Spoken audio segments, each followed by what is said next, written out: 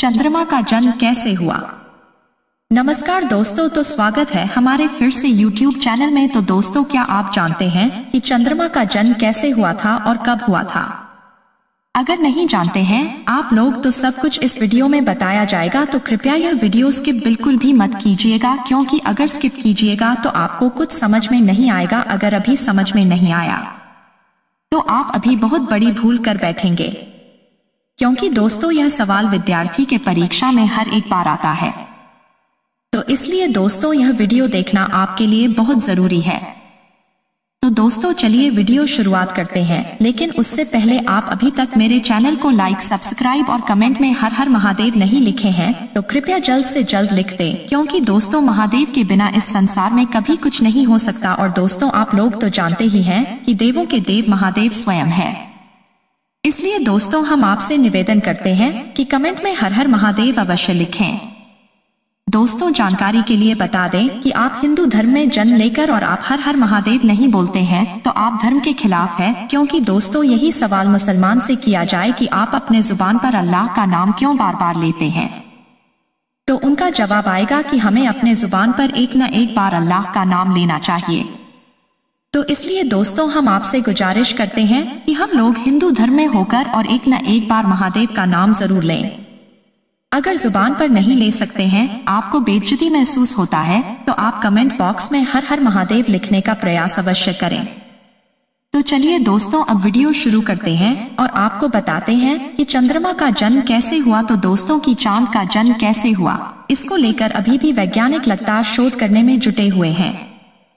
अब एक ताजा शोध में कहा गया है कि एक ग्रह के आज से करीब 4.5 अरब साल पहले धरती पर गिरने से चांद का जन्म हुआ था। शोधकर्ता रहस्यमय, घने और महाद्वीप के आकार के दो गोलों के सिद्धांत के साथ सामने आए हैं, जो धरती के मेंटल के अंदर 2900 किलोमीटर नीचे दबे हुए हैं। वैज्ञानिकों का यह दावा अगर सही है या वे ठीक दिशा में जा रहे हैं, तो उन्होंने सदियों से चले आ रहे इस महारहस्य से पर्दा उठा दिया है। वैज्ञानिक पिछले करीब एक दशक से यह जानने की कोशिश कर रहे थे कि आखिरकार चांद का जन्म कैसे हुआ। अब इस ताजा शोध में पता चला है कि दो विशाल गोले धरती के मेंटल में अफ्रीका और प्रशांत महासागर के नीचे दबे हुए हैं। यह शोध बुधवार को जर्नल नेचर में प्रकाशित हुआ है।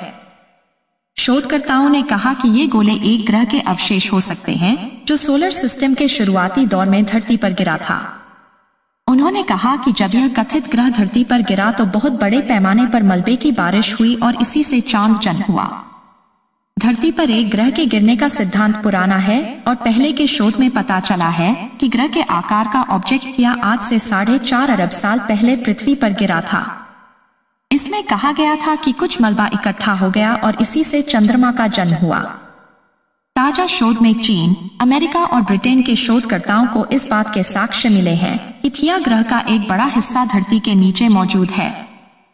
शोधकर्ताओं ने कहा कि धरती के आंतरिक हिस्से की भूकंपीय तस्वीरों ने खुलासा किया है कि दो महाद्वीप के आकार के गोले मौजूद हैं।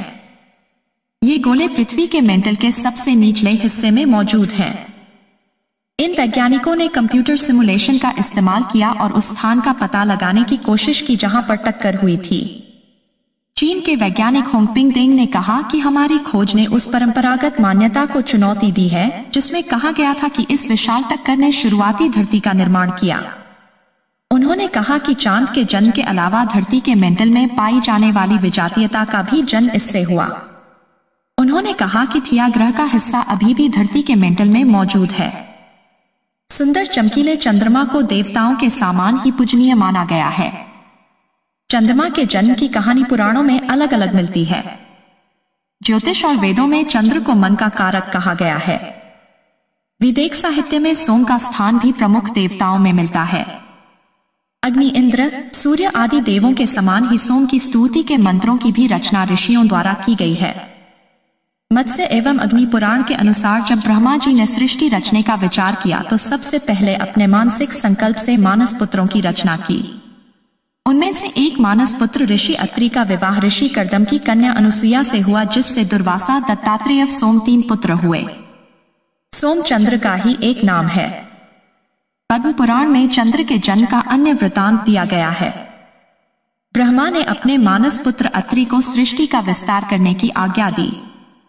महर्षि अत्रि ने अनुत्तर नाम का तप आरंभ किया।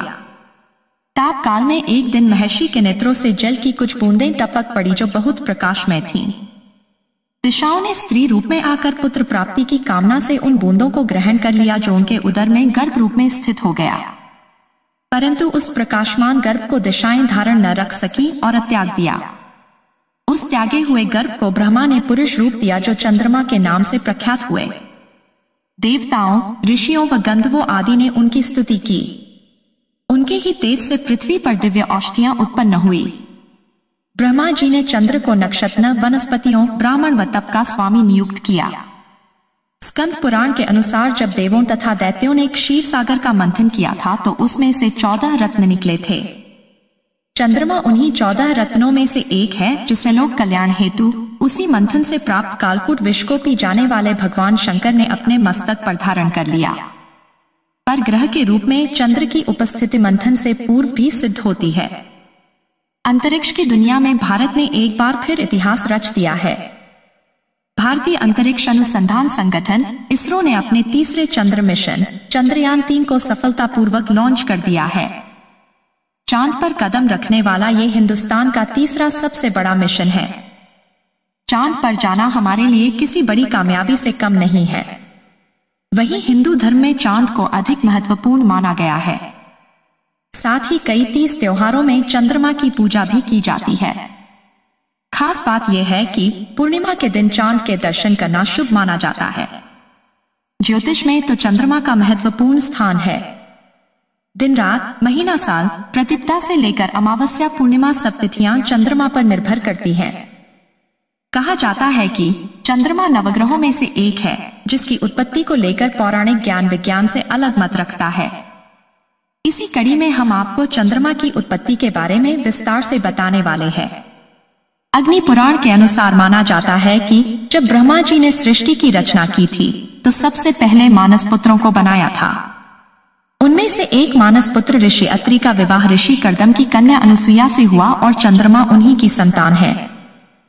पद्म पुराण के अनुसार ब्रह्मा ने अपने मानस पुत्र अत्रि को सृष्टि का विस्तार करने की आज्ञा दी थी।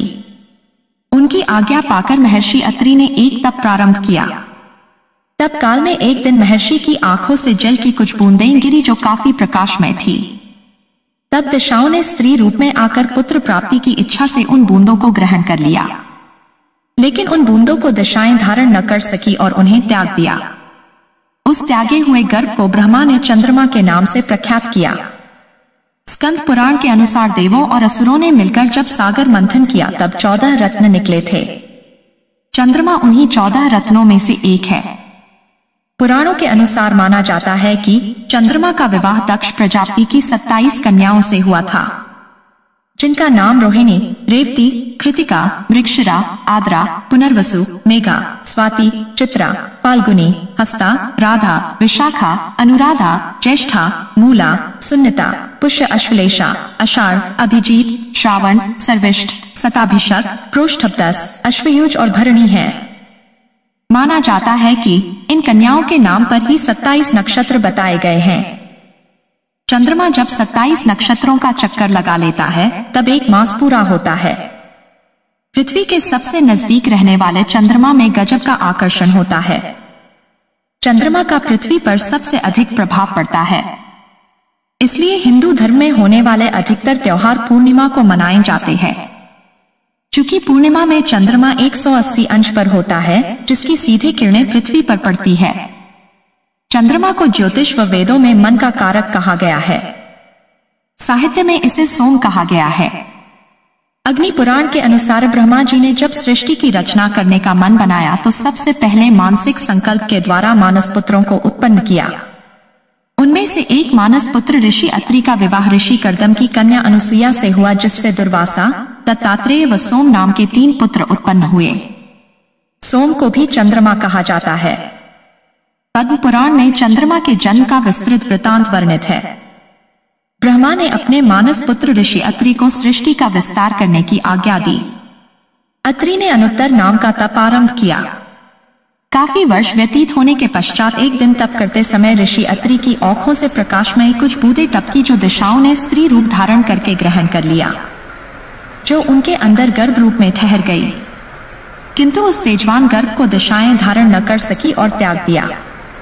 उस त्यागे हुए गर्भ को ब्रह्मा ने अपना कर पालन पोषण करके उसका नाम चंद्रमा रखा।